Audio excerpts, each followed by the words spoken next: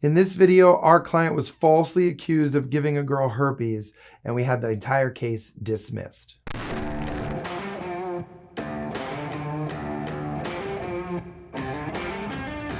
I'm Adam Rossen from the Rossen Law Firm, and in this video, we're going to be talking about our client who was falsely accused of raping this girl and giving her herpes.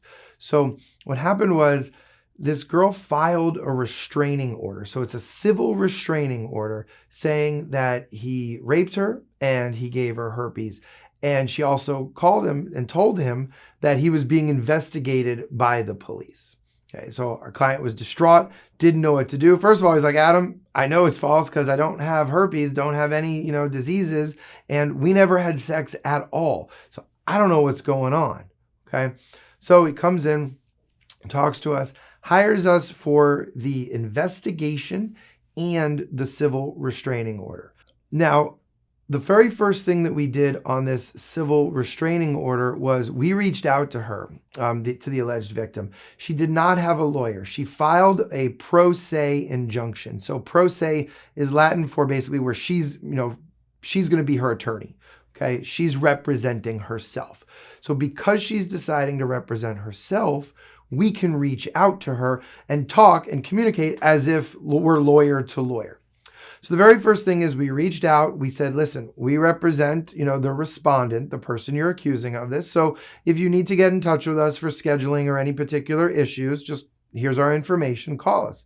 By the way, we'll see you in court next week, and we intend to file a motion to dismiss this case, but also a motion for sanctions for you to pay our attorney's fees, because we believe this is a frivolous or a lawsuit or an injunction that has no merit. And we told her this, and we said, look, we're not doing it right now, but by the time court comes next week, we're going to go ahead and we're going to file those motions. And look, we're not cheap.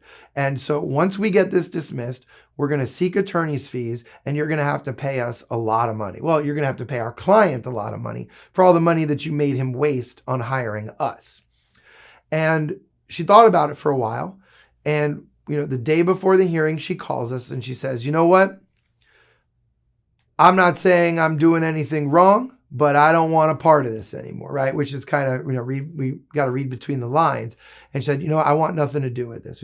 We said, fantastic, great. Show up to court tomorrow, tell that to the judge, dismiss everything. And if you dismiss everything tomorrow, then we're not going to move forward with anything else against you. Now, we discussed that with our client, of course, and he was on board because the most important thing to him was that this restraining order case was gone, and that, this criminal case was going to be gone as well.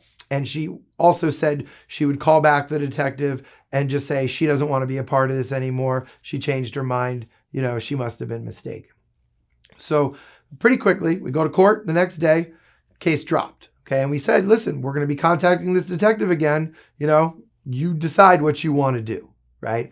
And we contacted the detective and he said, okay, thank you for letting me know. Let me go ahead and speak with her.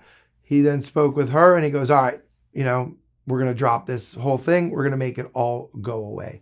And the lesson behind this is sometimes people think they can manipulate the court system. They can manipulate a detective or they can manipulate a restraining order. But it's so important to hire an attorney, and especially from the restraining order angle. People come in and they go, well, I'll just go in front of the judge and just tell my side of the story, and I'm innocent, so the judge is going to automatically believe me, right? Why do I need to hire a lawyer for this? Because I'm innocent. And that's the worst thing you can think of, the worst thing you can do, because we have knowledge of the procedure, of the rules of evidence, right? And something as simple as, hey, you violated the law by filing something frivolous. We're going to sue you back and make you pay for our client's fees, right? Really put pressure on her. And she thought about it long and hard and said, yeah, I don't want any piece of them, right? And so that's where it's so important. We've seen so many times where someone will go in on a restraining order by themselves and then they call us afterwards saying, Adam, I was innocent and I got railroaded. I got railroaded by the judge. I got railroaded by this person. Now I have a permanent restraining order, a 2-year restraining order, or I'm screwed. What do I do? And by the time they come to us in those situations, there's not a lot that we can do to reverse it. It's very hard. it's 50 times harder than it would have been if they just called us the right way. And it's going to always be more expensive. Okay. Obviously, we had the restraining order case.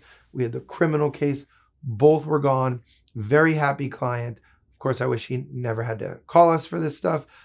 These are some of the worst things you could ever be falsely accused of. But at the end, justice prevailed. Our client got fantastic results. And we're very happy about that. And so was he.